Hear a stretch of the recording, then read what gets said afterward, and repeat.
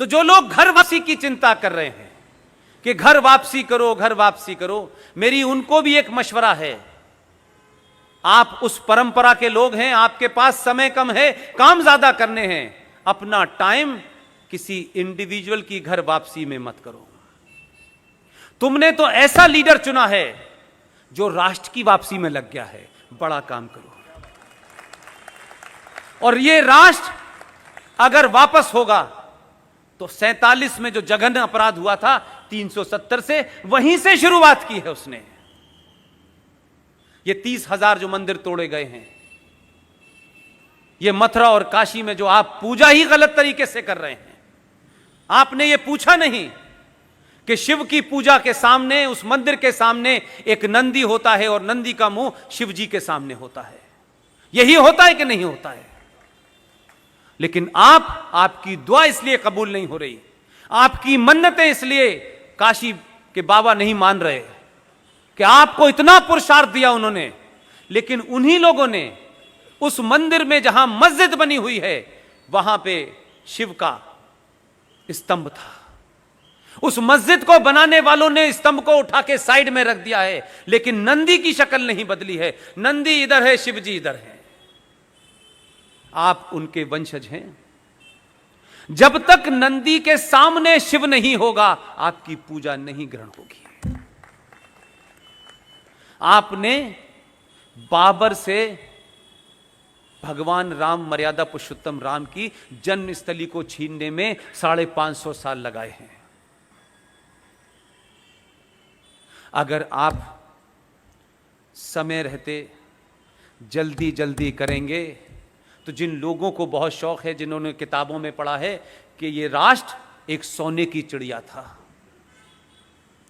जिस दिन भी ये सनातन की तरफ लौटना शुरू हो जाएगा, ये बहुत सारे बौने जो आपके इस शहर में हकला हकला के बोलते हैं,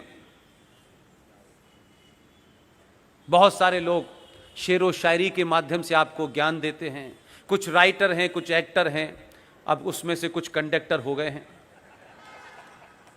अगर इस नरेटिव को आप तोड़ेंगे, जिस दिन भी आपके अंदर अपने इतिहास को, अपने पूर्वजों को लेकर के एक गौरव की भावना पैदा होगी, इंफीरियरिटी कॉम्प्लेक्स और कुंठा में रहने वाले समाज कभी भी जिंदा नहीं रहते।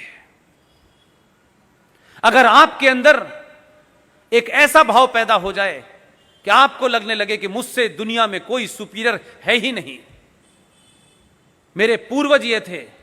क्या कभी आपने अपने घरों के अंदर, आपको पता चल जाए कि आपके परिवार में कोई रानी लक्ष्मीबाई के दरबार में बहुत बड़ा मंत्री था, आप उसकी तस्वीर लगाते हैं कि नहीं लगाते हैं?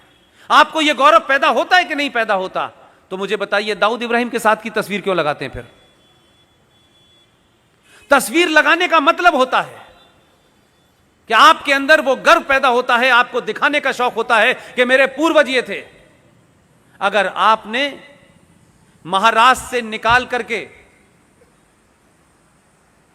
वीर सावरकर की तस्वीर घरों में लगी होती, छत्रपति महाराज शिवाजी की लगी होती, सुभाष चंद्र बोस की लगी होती, खुदीराम बोस की लगी होती, तो देश की सूरत बहुत पहले बदल गई होती है। इसलिए शुरुआत घर से करिए, बहुत दूर जाने की जरूरत नहीं है, किताबें मौजूद हैं।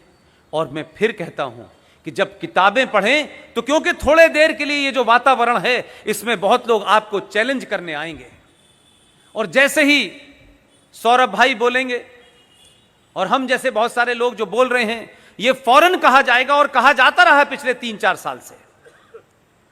इस पदवी से भी हमको नवाजा गया कि ये तो आरएसएस के एजेंट हैं।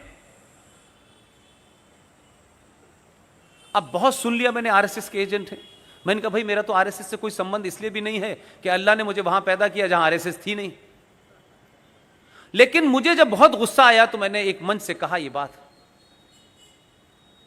आप अगर ये कहते हैं कि मैं आरएसएस का एजेंट हूं,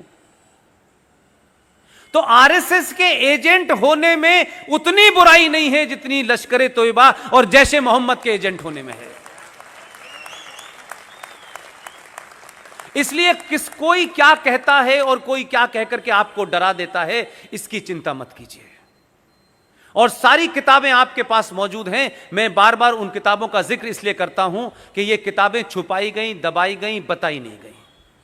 आप सबके मन में जो बहुत सारे ऐसे लोग हैं जो बहुत कुछ पढ़ते हैं, उनके मन में एक सवाल होगा, यह मैं जानता हूं कि होगा, इसलिए मैं उसका जवाब देना चाहता हूं।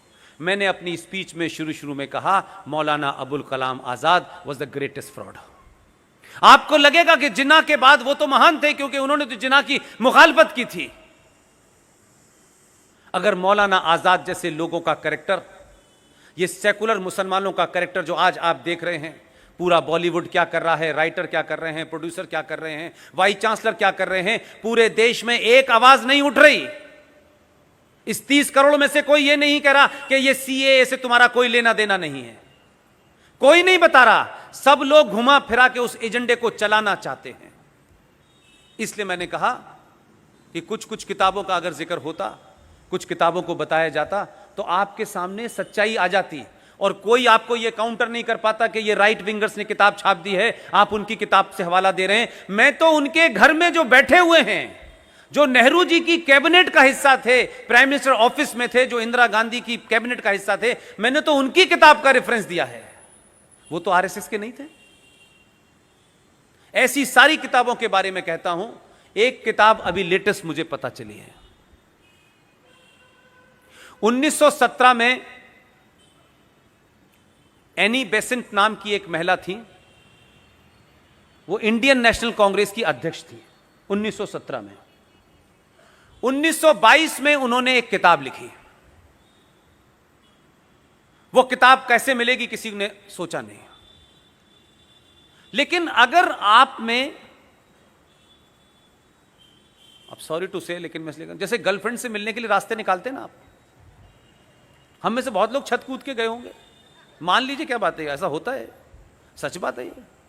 जब आपको कुछ करना होता है तो आप कैसे रास्ते निकालते हैं, और आपको कुछ नहीं करना होता तो आप इतने बहाने बनाते हैं कि लगता है कि वो काम हो नहीं सकता। वो किताब रिसेंटली मुझे अभी मिली है। उस किताब का नाम है future politics of India, written by Annie Besant. वो अपनी किताब में क्या कहती हैं कि जिस जमाने होम रूल की बात हो रही थी, उस जमाने अंग्रेज जो अपर कास्ट थी, उसके खिलाफ जितने भी नीचे के लोग थे, उनसे अंग्रेज बुला बुला के ये कहा करते थे कि देखो तुम लोग होम रूल की मांग मत करो, अगर होम रूल आ गया तो ये ब्राह्मण तुम्हें अपना गुलाम बना लेगा। ये एनी बेसेंट लिख के गई है, ये किसी और ने नहीं लिखी। वो किताब अवेलेबल है। ऐसे ही एक किताब है, अंग्रेज ने लिखी है, वॉल्टर रीड उनका नाम है। किताब का नाम है keeping the crown, keeping the jewel in the crown, the great betrayal of British to India. उसमें वो लिख के गए कि भारत के बंटवारे के लिए कैसे माउंटबेटन ने टेलीफोन किया अपने दोस्त, जो उनके दोस्त हाई स्कूल में थे, रेडक्लिफ। उनसे कहा कि भारत का बंटवारा होना है, आपको भारत पहुंचना है। उन्होंने, रेडक्लिफ ने रिप्लाई दी, उस किताब में लिखा है, उन्होंने कहा है कि इसके लिए कम से कम 3 साल चाहिए। माउंटबेटन ने कहा समय कम है, 3 महीने से ज्यादा नहीं दे सकते, तुम्हें आना है किसी कीमत पे। उनकी हाई स्कूल की दोस्ती की कीमत चुकाने के लिए वो भारत आए। दिल्ली से कहीं गए नहीं, लेकिन माउंटबेटन के एक रिश्तेदार भी थे जो भारत के पहले प्रधानमंत्री बने, और बड़े खतरनाक रिश्तेदार थे। यह रिश्ता आज तक पता ही नहीं चला। उन्होंने रेडक्लिफ से कहा, यह उस किताब में लिखा है, रेडक्लिफ से कहा 3 महीने नहीं, 1 महीने में करिए। 35 दिन के अंदर रेडक्लिफ दिल्ली से कहीं गए नहीं, और दिल्ली में बैठ के नक्शे पे लाइन खींच दी।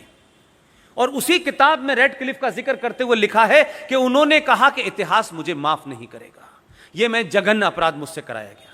और 14 अगस्त से पहले भारत चले गए, और जब भारत का झंडा फहराया जा रहा था, उस वक्त भारत का बॉर्डर भी डिमार्केट नहीं किया गया था, बाउंड्री पता ही नहीं थी। पंजाब में जिस दिन 15 अगस्त भारत में मनाई जा रही थी, दिल्ली में, पंजाब में 50,000 औरतों का रेप हुआ था, और हम यहां विजनरी स्पीच दे रहे थे। बंगाल में लाशें ढूंढ रही थी माएं और बहनें अपने बच्चों की। हमें इस झूठ के साथ आज़ादी मिली है और उसी झूठ के साथ हम चल रहे हैं। जब तक ये झूठ चला तब तक बहुत लोग आए और इस झूठ पे से हल्की सी कालिक